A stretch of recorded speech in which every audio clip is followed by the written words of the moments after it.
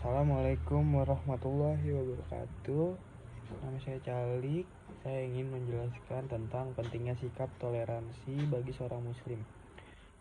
Sikap toleransi sangatlah penting sebagai alat pemersatu bangsa. Tanpa adanya toleransi, kehidupan yang penuh dengan kemajemukan dan perbedaan ini tidak akan pernah bersatu.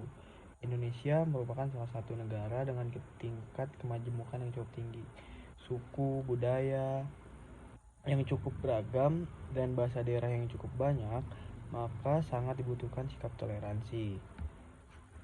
Setiap orang harus saling mengerti dan memahami akan arti perbedaan. Namun, fenomena yang terjadi akhir-akhir ini masih banyak terjadi gejolak sosial yang timbul dari akibat kurang bisa menegakkan sikap toleransi, khususnya sikap toleransi antar umat beragama. Toleransi merupakan bagian dari visi teologi Islam sejatinya harus dikaji secara mendalam dan diaplikasikan dalam kehidupan beragama karena ia adalah suatu keniscayaan sosial bagi seluruh umat beragama dan merupakan jalan bagi terciptanya kerukunan antar umat beragama. Toleransi atau as-samaha dalam bahasa Arab adalah konsep modern untuk menggambarkan sikap saling menghormati dan saling bekerja sama di antara kelompok masyarakat yang berbeda-beda baik secara etnis, bahasa, budaya, politik maupun agama. Oleh karena itu, toleransi merupakan konsep yang bagus dan mulia yang sepenuhnya menjadi bagian organik dari ajaran agama-agama termasuk agama Islam. Jadi toleransi ini tidak ada paksaan dalam agama bagi kalian agama kalian dan bagi kami agama kami. Contoh populer dari toleransi dalam Islam, fakta-fakta historis itu menunjukkan bahwa masalah toleransi dalam Islam bukanlah konsep asing atau gharib. Toleransi adalah bagian integral dari Islam itu sendiri yang detail-detailnya kemudian dirumuskan oleh para ulama dalam karya-karya tafsir mereka.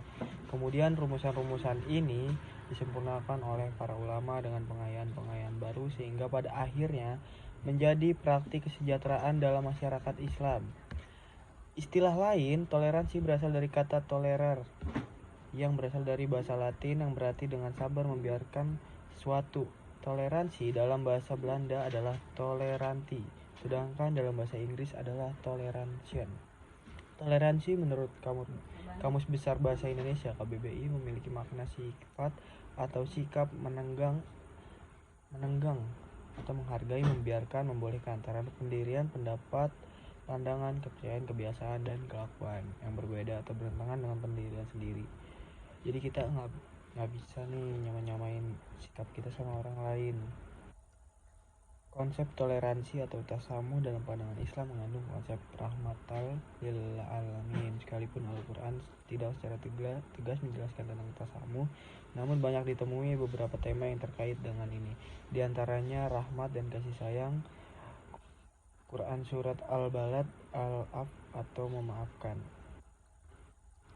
dan masih banyak lainnya. Sikap toleransi dan menghargai tidak hanya berlaku terhadap orang lain tetapi juga kepada diri sendiri. Sikap toleran harus dimulai dari diri sendiri. Rasulullah SAW mengingatkan agar ia memperhatikan dirinya dan memberikan hak proporsional. Sungguhnya tubuhmu punya hak untuk kamu istirahatkan, matamu punya hak untuk dipejamkan, dan istrimu juga punya hak untuk dinafkahkan. Hadis riwayat Bukhari. Secara doktrinal, toleransi sepenuhnya diharuskan oleh Islam. Islam secara definisi adalah agama yang damai, selamat, dan menyerahkan diri. Definisi Islam yang seperti demikian seringkali dirumuskan dengan istilah Islam adalah agama yang rahmatil alamin, agama yang mengayomi seluruh alam. Artinya, Islam selalu menawarkan dialog dan toleransi dalam bentuk saling menghormati, bukan memaksa. Islam menyadari bahwa keragaman umat manusia dalam beragama adalah kehendak Allah Subhanahu wa Ta'ala. Keyakinan bahwa manusia itu hakikat penciptaannya merupakan makhluk paling mulia dari makhluk lain, apapun agamanya, kebangsaannya, dan rasnya. Adanya perbedaan bahwa manusia dalam agama dan keyakinan merupakan realitas yang dikehendaki Allah Subhanahu wa Ta'ala yang telah memberi mereka kebebasan untuk memilih iman dan kufur. Seorang muslim tidak dituntut untuk mengadili kekafiran seseorang non-muslim atau menghakimi kafir dan musyriknya orang lain. Hanya Allah Subhanahu wa taala yang akan menghakiminya di akhirat nanti. Keyakinan bahwa Allah Subhanahu wa taala memerintahkan untuk berbuat adil dan mengajak kepada budi pekerti yang baik meskipun kepada orang musyrik sekalipun. Allah Subhanahu wa taala juga mencela perbuatan zalim meskipun terhadap kafir. Terhadap mereka yang berbeda agama dan keyakinan, Al-Quran telah menetapkan prinsip tidak ada paksaan dalam beragama.